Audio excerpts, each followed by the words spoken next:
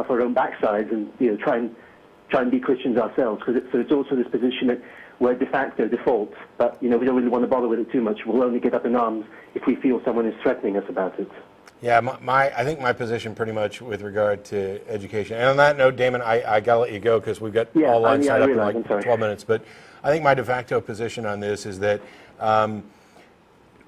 parents are granted some autonomy, some rights as to what they teach their children at home. But when it comes to the schools, nobody, neither parents nor teachers, should be able to dictate that you're going to take this particular religious instruction as part of your schooling. In schools, we should be teaching them things that are, I don't know, valuable and tied to reality. And I realize that, I'm not going to convince anybody, certainly not in an Orthodox nation, that that's the case. But, there's a reason why churches have Sunday schools and things like that and other religious instruction. And that's because you can keep that in this realm, and in the actual educational realm, you just, apart from comparative religion studies and voluntary courses that are opt-in instead of opt-out, it shouldn't be an issue. But on that note, I got to let you go. So thanks a lot for the call. Just one last, just to let you know the position about how the education system works in Greece. Unfortunately, I'm not sure if it happens in other countries, but Greece, the Greek bishopry actually has their foot in the education department, and every book that's issued in the Greek public school actually says, on behalf of the Department of Education and Religious Studies. Yeah, so and that's going to be the duality between religion and education in Greece. It's under one heading. So. Yeah, and that's going to be the case in any nation that doesn't have a proper separation of church and state. Any nation with a strong tie between the religion and the government, and it's something that people have to actually work to change. And whether or not it changes anytime soon is doubtful, I think. But okay. Thanks a lot, David. Thank you very much for taking my call, guys. Cheers. Thank you. We've got, I don't know if you wanted to add anything on there. We've got, I think, less than 15 minutes left. So we're going to have to all get better at this. This new format's something. Yeah. I'll try to make my answer shorter, and we need the callers to try and make their questions and points a little shorter, too. So we've got North by God, Carolina. Really? Are you there? Well, I'm right here. Yeah, what's your name? I'm going by FSM. Oh, that's original. Cool. Well, I know, but I just don't want to say it out loud because I'm at work, actually, so. Okay. But unlike my identical twin sister, IPU, so. But just a few things. North by God, Carolina. Don't you know that, son? But, by the way, been watching your show on YouTube, and that's how I find you guys. But excellent.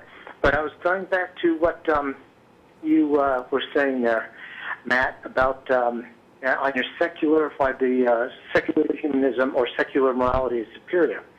And I know that I saw that you got dragged down at the end about the specifics of what is good, what's bad, well, this thing, and like that helmet law. See, I personally agree with what you said about that people who don't want to wear helmets.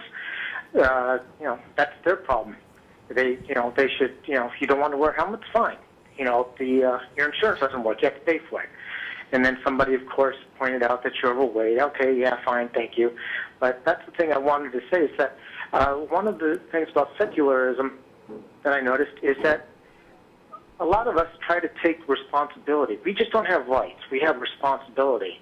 But a lot of the people I met, especially here where I work in North Carolina, it's like, well, I'm a Christian. I'm forgiven. I don't have to, I can do what I want because God knows that I'm a good person and I believe in Him and I'm going to go to heaven. So they don't take responsibility. Sure. And that's kind of something that I've noticed. But going back to that other thing, but just secularism, it's why does everybody keep on pointing out their rights and nobody points out what they do to deserve those rights, what their role is, what they have to do to, what their responsibilities are to society, not just to themselves. Sure. That's a fair I'll point. just stop it with that. All right, thanks. Yeah, fair point. It's an area that probably doesn't get discussed as much as it should. Yeah, there was actually some a group of liberal pastors a few years ago that came up with this idea of like this ethical stewardship of the planet, because they acknowledge the fact that global warming is happening and we're using up natural resources at an alarming rate, and that we should do something to like preserve these natural resources. And that got a lot of pushback from some very conservative denominations, because their view was that, hey, God gave us this planet to subdue, and it's ours to do with as we will, and basically Jesus will come and get us before we use up everything anyway. So, interesting excuse for why they can't do anything. Yep. All right, we've got Kevin in New York. How are you? Hey, how you doing? Good. Right. How's everything? Pretty good. What you got? Yeah, I called last week. I believe we talked a little bit. Figure we'll give some of the listeners what they want. Atheist. We talked about how sexual reproduction basically proves God exists. Well, you talked about that. Yeah, you said that. No, I'm just saying. We were talking about it, and you didn't really give me a full opportunity to explain myself. All right, you have exactly 2 minutes, starting right now. All right. Go. Basically, what came first, the chicken or the egg? You can't get the infant of any creature, any living thing, possibly without sexual reproduction. Basically, the chicken. What came first, the chicken or the egg? The egg. Yes. The egg. The egg, but I gave him 2 minutes. So. Yeah. Okay. No, I'm just saying that there's no proof that anything can no baby can come from nothing. There always has to be a mother. There always has to be parents, and there always has to be some kind of source where that came from. There's no evidence proven that anything that life can just arise through natural causes. Never been proven. I know you said the Miller experiment, the Miller-Urey experiment, and all that, and I said, that was like comparing, pile of bricks, and then that means you have a house. But that's all the Miller-Urey experiment proved. It said that amino acids can be created from scratch, but amino acids. What does that have to do with sexual reproduction? Say again? What does that have to do with sexual reproduction? No, I'm just saying, the Miller-Urey, well, it has to do with the fact that every single living thing on the earth is from sexual reproduction. No, it isn't. No, it isn't. What do you mean? It isn't. Have you not heard of asexual reproduction? Say again? Have you not heard of asexual reproduction? Well, it's still sexual. That's still, well... No, it's not. No, it isn't.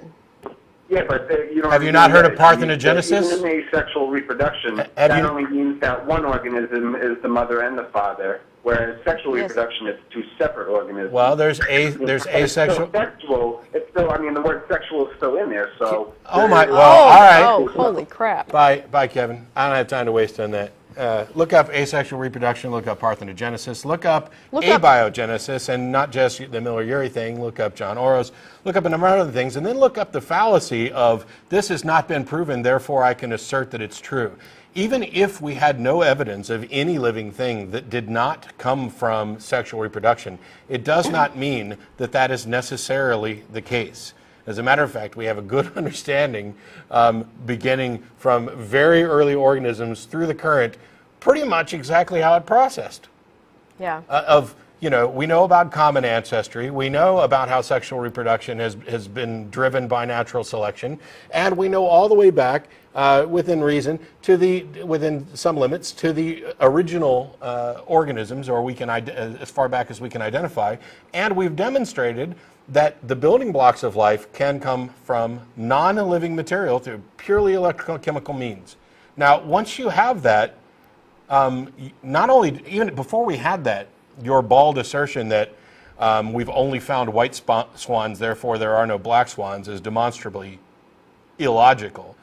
But now that we've found those building blocks, now that we've found a mechanism that's possible, and while we don't understand everything, we don't know necessarily how it happened, or even if it happened here, or if there was panspermia or any other explanation of what exactly happened, what we know about what can happen means that you're just fractally wrong. Yeah. Well, and if you want an example of parthenogenesis, look up New Mexico whip-tailed lizards. Yeah. All And there's been several other examples with there's a snake. Yeah, Recently yes. they got some publicity. Recently a snake. A species that normally sexually reproduces that managed to do it without it. Yeah. Wow. Sharks. The width and breadth of what we don't know is staggering, but it's not as staggering as what you don't know, apparently. Yeah. So I got James in New Jersey. How are you? Oh, hi, good. I have a question about religious people and willful ignorance. Mm-hmm. Essentially, my sister uses the same methods that religious people use in thinking. I can't hardly hear you.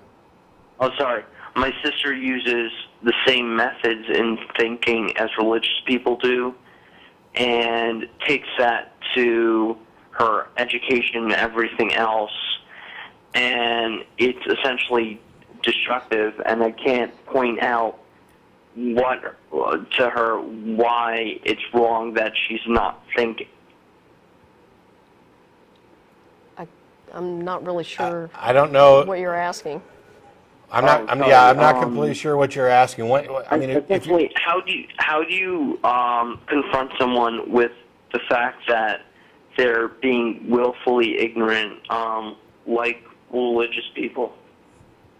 Well, there's lots of different ways. I mean, I tend to try to start with logical discussions and questioning presentations of evidence or providing evidence to the contrary.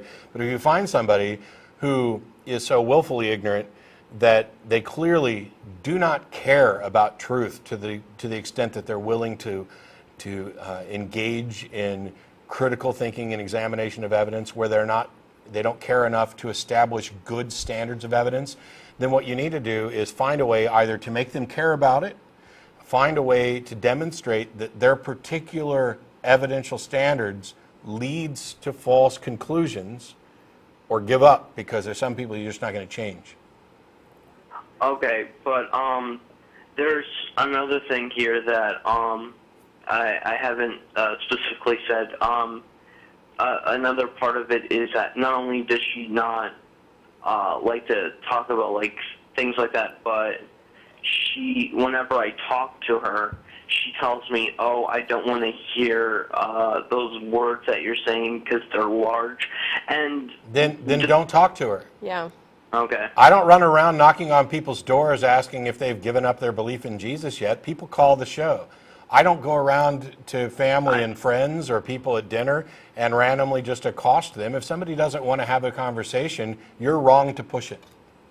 I mean, no, I'm not even talking to them about those subjects. I'm just talking to like pass the salt, and it's like, oh, you're using large words or something like that. Yeah, I don't buy it. Sorry. Yeah. If somebody's upset with you for saying pass the salt, then I don't know, maybe you should gesture. Yeah. But I don't buy it. And unfortunately, we only have 1 minute left, which means it would be a disservice to take. So the three of you that are on hold, hang on, and as long as they're not ready to tear down the studio, we will try to get some of the calls after the show. But I heard Frank say something, so no problem. Okay. There's the list of the people who actually make the show possible for Jen and I to sit up here. And as a reminder, after the show's over, we get together and go to Thread Guilds, which I didn't announce at all through the whole show. And you're welcome to come down as well. 301 West Riverside Drive. Any atheist or atheist-friendly person is welcome to join us. You don't have to be a member to attend any of our events. And we look forward to seeing you next week, hopefully with special guest Daryl Ray. See you.